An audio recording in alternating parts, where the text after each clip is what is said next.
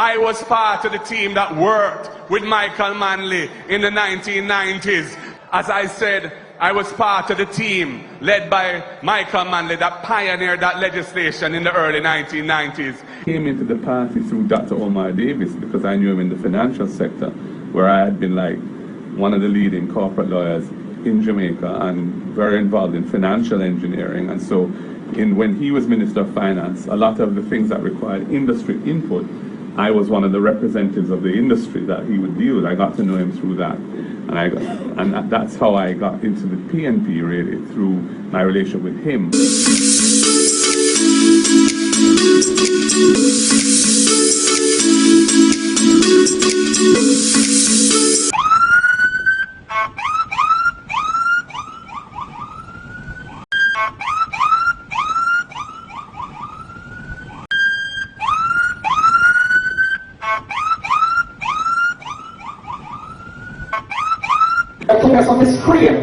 We don't come to make no money over politics. We don't make my money already.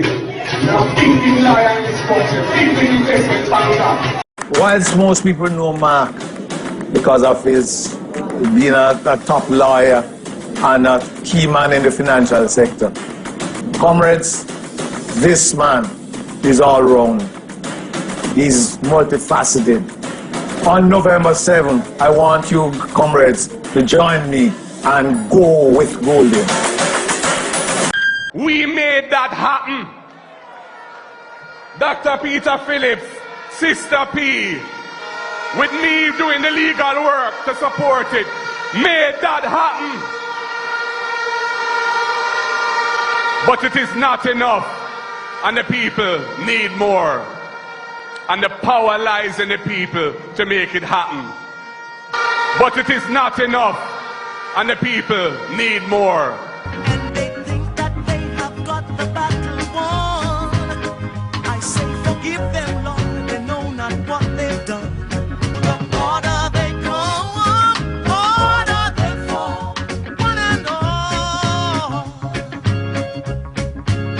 The order they come, order they fall, one and all. I want to say something more about taxes. The minister likes to make a song and dance about no new taxes. However, it is important to recognize that the taxes being collected from the Jamaican people have increased dramatically under this government. Dramatically. Have a look at that table. And you will see, in fiscal year 2015-16, which was the last year of the last PNP administration, the tax collected was $411.8 billion, which was 24% of GDP. The above table, this table, shows how much more tax.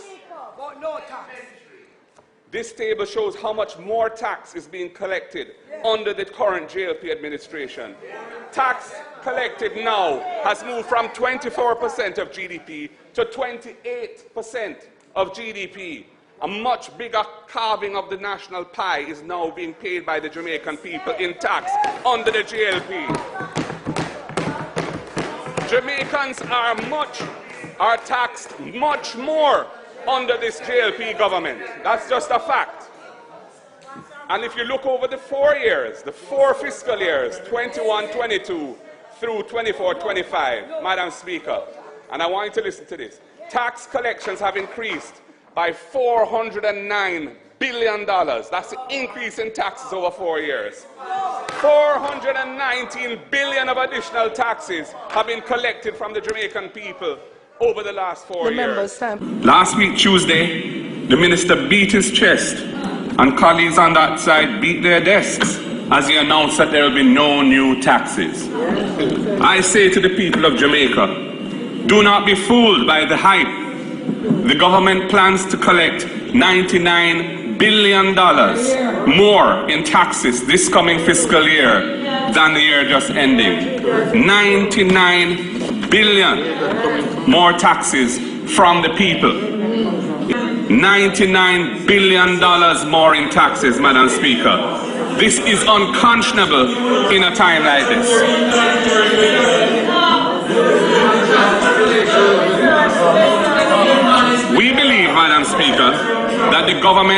must rearrange the budget and find a way to give some of this $99 billion back to the people.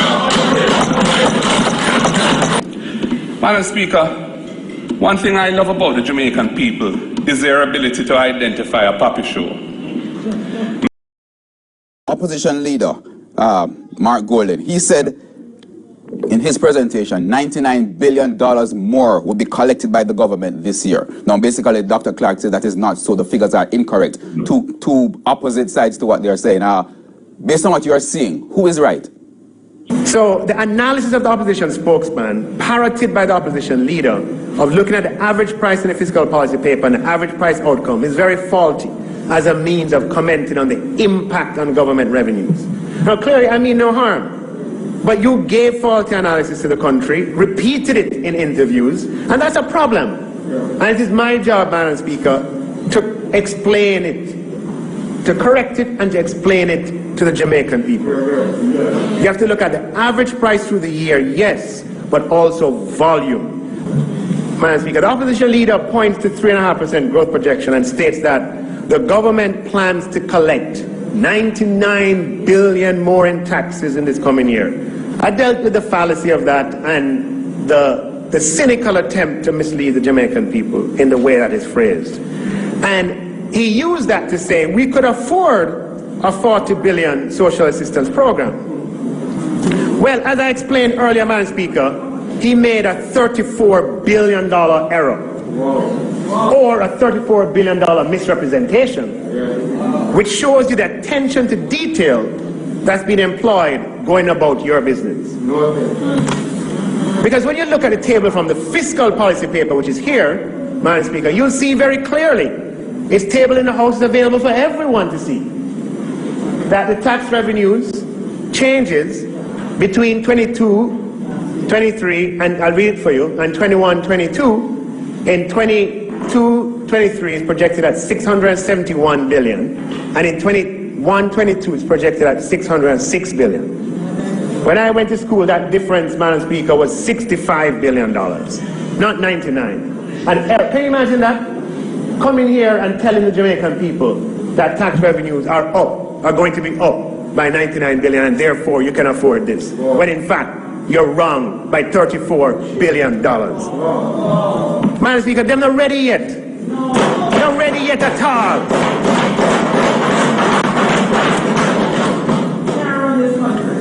So, having made that $34 billion error, Madam Speaker,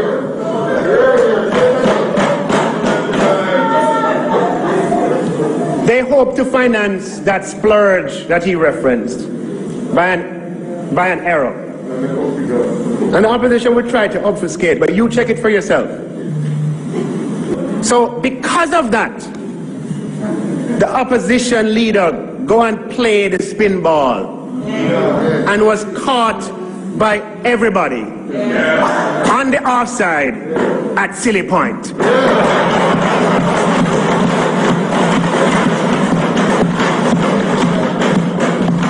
Because quite incredulously,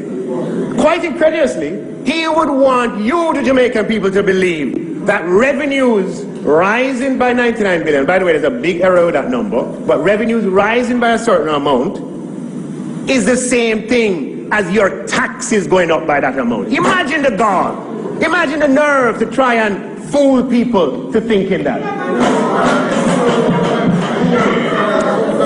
Firstly, on a point of correction, Madam Speaker, tax revenues are projected to grow by $65 billion in 22-23 and not $99 billion, as erroneously and inaccurately claimed by the opposition leader.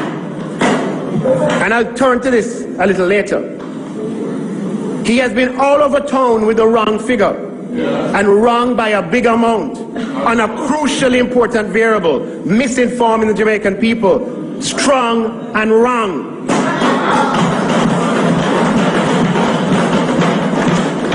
Them not ready, Madam Speaker. Them not ready at all. Them not ready. I mean, what can I say? He uses an inaccurate figure and engages in wrong analysis and therefore ends up with wrong solutions. And beyond that, Him take Jamaican people for fool. Expecting them to be confused. To confuse revenue growth with tax increase. I have a word for you. The Jamaican people are much smarter for fall for that nonsense. No, listen to the opposition's logic now. If you apply the opposition's logic, when the government revenue fell, and everybody saw that, by $75 billion in 2020, as compared to 2019, due to the pandemic, it must, according to opposition, it must have been because we reduced taxation by $75 billion. You see the ridiculousness of his logic? It's a good time, Madam Speaker, it's a good time as we pause to see the ridiculousness of the logic.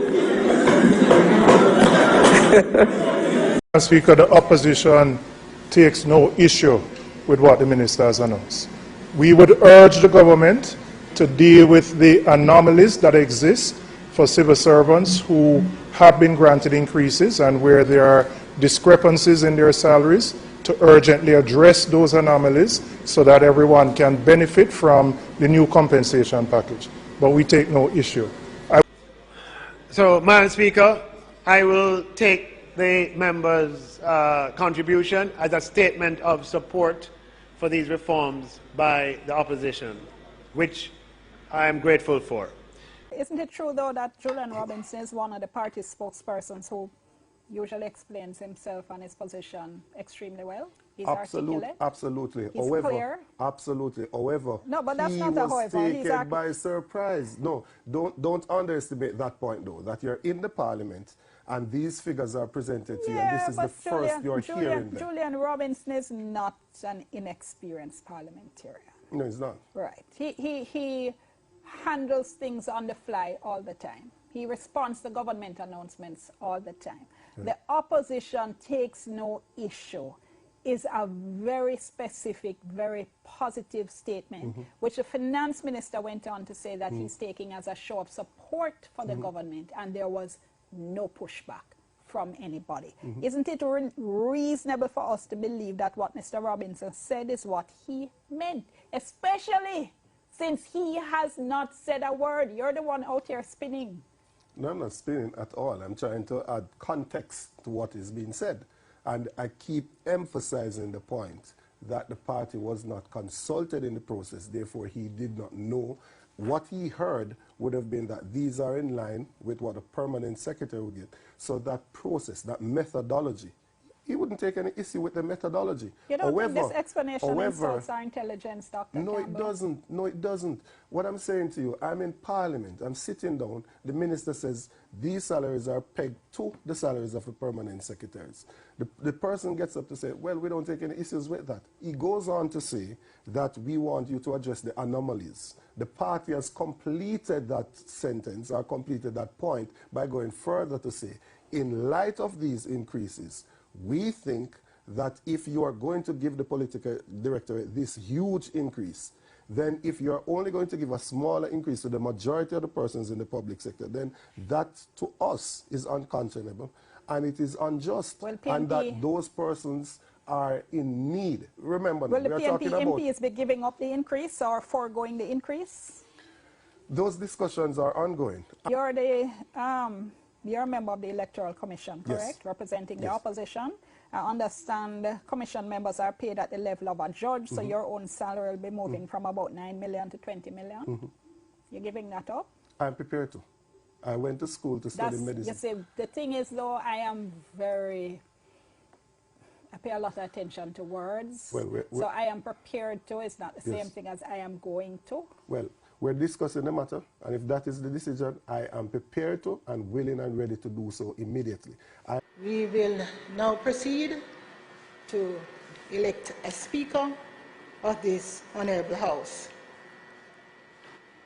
Members present, I call upon you to elect from among you one not being a minister or parliamentary secretary to be the Speaker of the House of Representatives.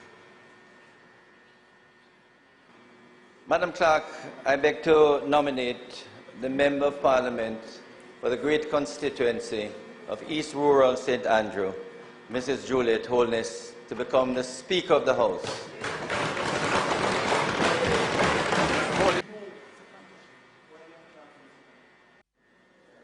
Madam Clerk, I beg to second the motion.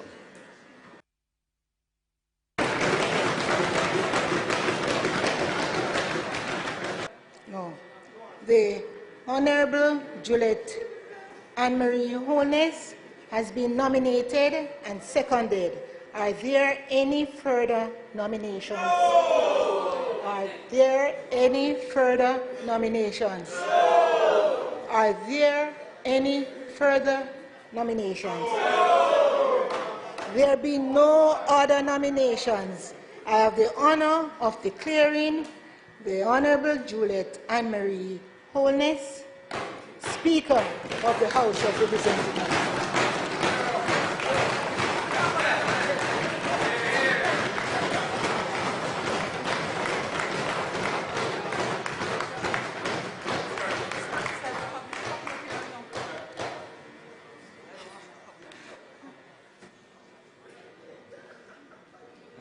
Madam Speaker, welcome to the chair.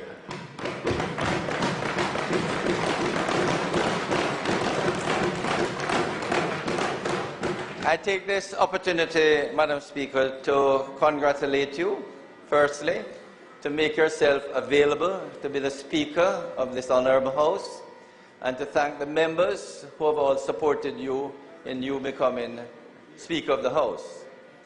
I can say, Madam Speaker, someone that I have known for over 2 decades, I have absolutely no doubt that your competence, your skill, your intelligence will ensure that this Parliament is conducted in an orderly and in a way that the Jamaican people can be proud.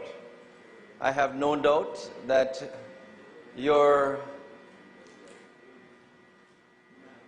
management of this Parliament, as demonstrated when you were Deputy Speaker and also as Chairman of Committee, will ensure that meetings are conducted without fear or favour, without bias, and also to give the opportunity for all the members to participate and to make their voices heard.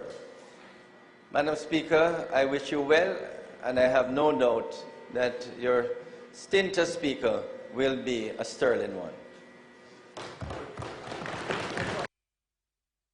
Madam Speaker, I join with my colleague in congratulating you on the ascension to the chair of Speaker of this great House.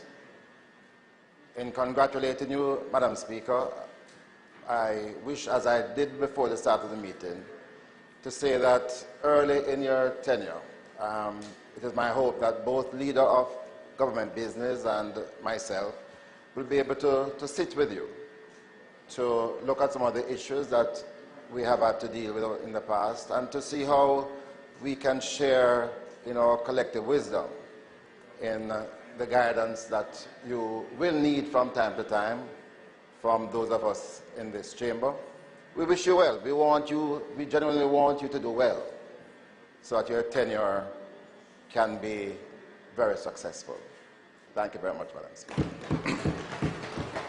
Now, here's the concern, Herman, as well. On September 26 last year, a leader of opposition business, Philip Paulwell, he stood in Parliament and he supported Juliet Holness becoming the House Speaker. And so journalists put that issue to the opposition today, including Mr. Paulwell himself, who was at the press conference to say, wait a minute, a lot of people are saying, why are you not raising this? It seems a bit hypocritical. This is what they had to say.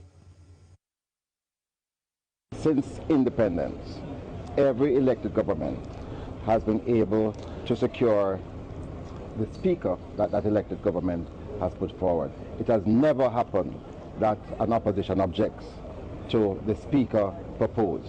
And we are fulfilling a tradition. It has happened when we are a government, and I have been a long-standing member of the Parliament, and it will, I believe, continue to happen, that the formality of electing a speaker is just that. the government as the majority player in the parliament can elect whoever it wishes. It is the tradition of the opposition to second it. And in fact, a vote was taken and it was passed unanimously. Yeah. But surely, if it's a matter of principle that you're objecting on, you could have opposed her appointment, which you didn't. Which is why I'm asking you, opposition leader, did Mr. Paulwell make the wrong move in not objecting to the appointment of Mrs. Holness as House Speaker on September 26 last year? I'm not sitting in judgment of the leader of opposition business. He was put in a position with no prior consultation. We weren't told what was happening. He came to Parliament. I wasn't there. And he was presented by us with a script by the clerk and told this is a tradition. And the tradition is that the opposition seconds the motion. Of course, Herman, the opposition leader, Mark Golding, also raised the other issues at that hastily called press briefing. And of course, we will have more from that press briefing in subsequent newscasts. All right, thanks, Giovanni. And of course, we'll be watching it to see exactly how the budget presentation, the budget debate unfolds for the rest of this week. Every year, Madam Speaker, this occasion reminds me that this journey of representation is not one that is taken alone. My wife, my forever shining star,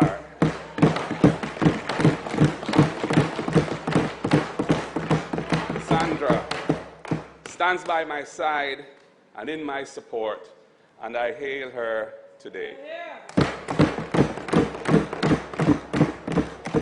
Our 3 children and the new delight of our lives, our first grandchild, stand as a reminder of the sense of family that is so important to national development.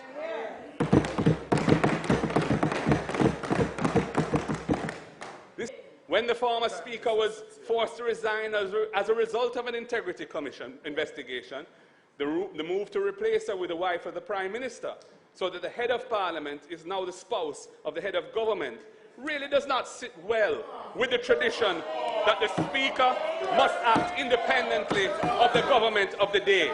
The Speaker is intended to be independent and must act independently of the government of the day. That is the tradition. That is the tradition. The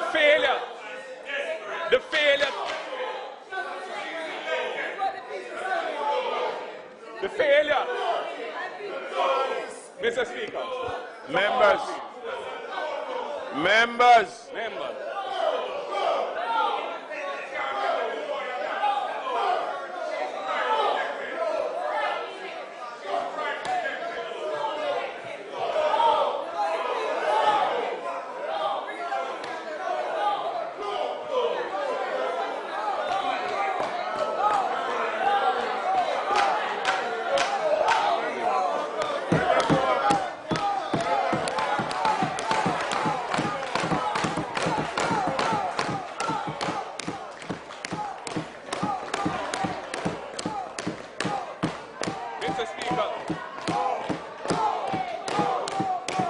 Now it's been described as an absurd and unforced error. The opposition says the government's unprecedented walkout has caused irreparable damage to the budget debate tradition in Jamaica. Now, Giovanni Dennis has the latest from a hastily called press briefing at the office of the opposition leader. Giovanni, what can you tell us? Well, Herman, we're just coming back from the office of the opposition leader, and what he said, what Mark Golding told journalists, was that he said nothing out of line in his presentation when he raised concern about the wife of the Prime Minister being the Parliament's umpire.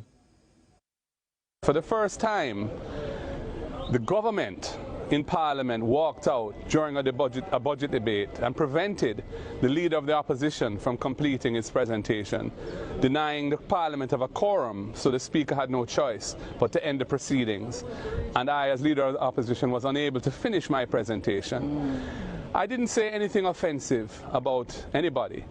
I made a point of principle, which is that it doesn't sit well with the tradition in our parliamentary system, which requires the Speaker of the House to be independent of the government, for the wife of the Prime Minister, who's the head of government, to be the Speaker, which is effectively the head of Parliament.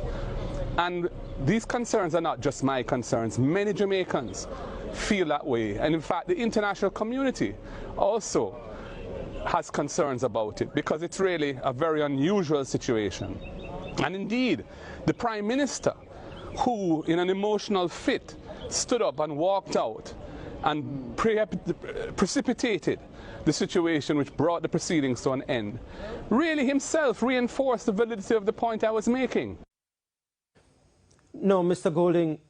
Now, Mr. Golding says the opposition always had concerns about the appointment, but given the performance of Mrs. Holness since her ascension to the House Speaker, he felt compelled to speak. Mrs. Holness's conduct has given rise to concerns by not tabling the reports of the Auditor General on a timely basis as they arrive. There are reports which have been, I'm told, reached Parliament from January, which have 2 Auditor General performance audit reports that have not been tabled, by determining that certain reports of the Integrity Commission must be sent to an oversight committee within Parliament, which is dominated by the government side and chaired by the government side, before those reports are tabled and made public. These are issues of grave concern. No, Mr. Golding insisted that the Prime Minister got wind of what he was about to raise in his presentation. He said he was about to raise concern about the illicit 6 MPs, well, who he called the illicit 6 MPs who are under investigation by the Integrity Commission, as well as concern about the Prime Minister's statutory declarations not being certified by the Integrity Commission for multiple years.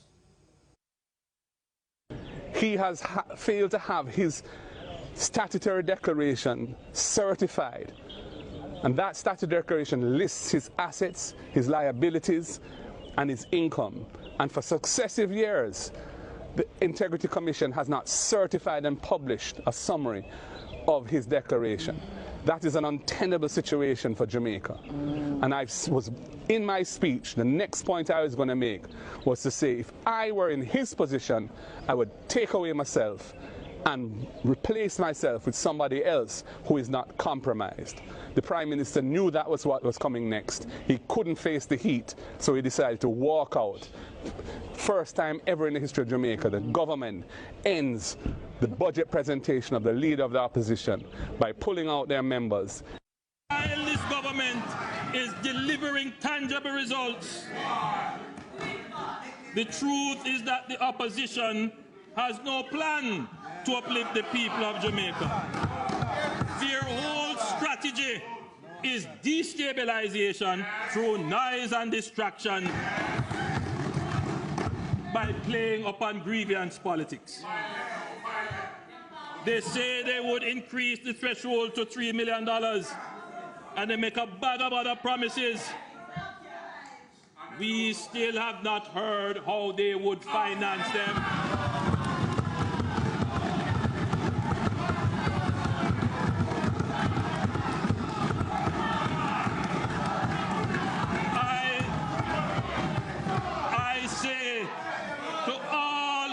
I say to all Jamaicans, take the budget speeches, go through them line by line.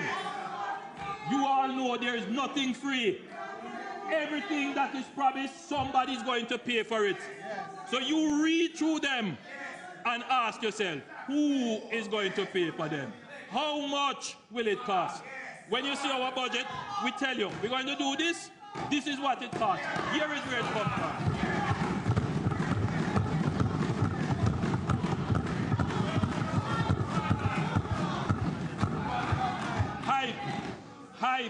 Hype, no substance.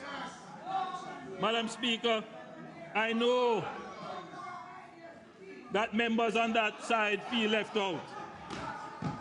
It is a rough position to be in.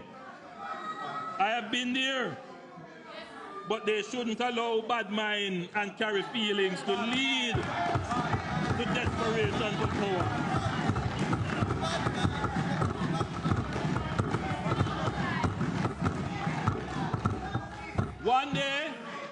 One day, they agree with something. Then a few months later, if it is not political expedient, they change their minds.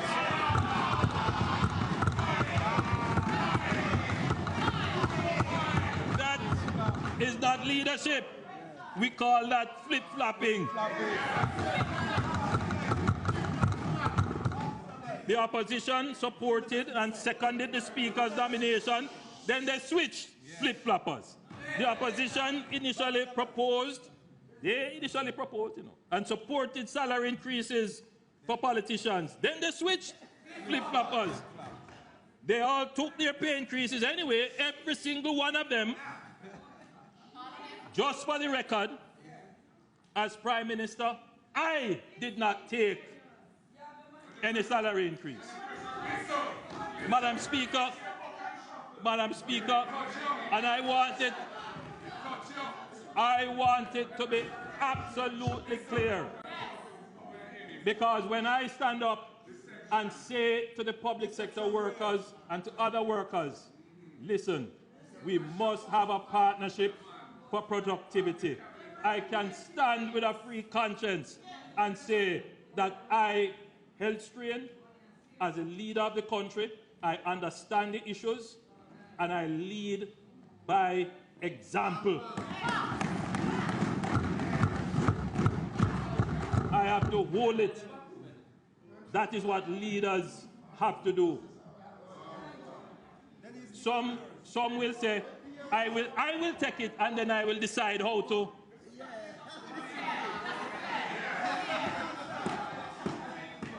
The opposition supported the states of public emergency, and then all of a sudden, they don't support it. How can Jamaica have any trust in people who will just sway with the wind, whose word means nothing? What they say today, they resile from tomorrow. Jamaica cannot afford unstable, unprincipled leadership. We have been there. I want to thank my family for their love and support. Every time. In particular, Juliet.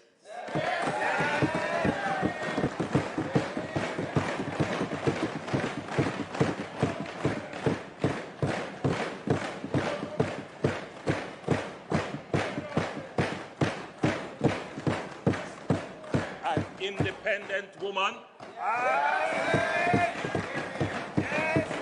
A self-made woman.